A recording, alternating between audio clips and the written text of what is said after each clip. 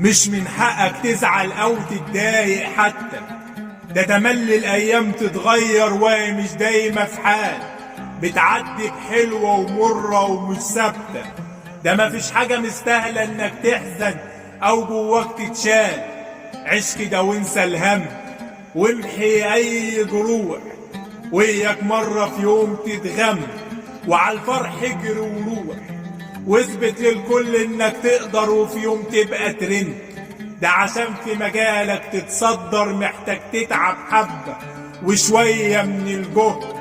كل اللي هتسعى عليه ده هيجيلك ما تقلقش، بس انت تمسك بيه وعافر واجتهد ما تخافش. لابد من التعب علشان الحياة تتعاش.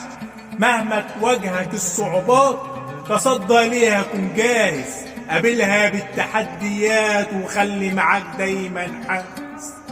ده مفيش حاجة بتيجي بلاش، لابد من التعب علشان الحياة تتعاش.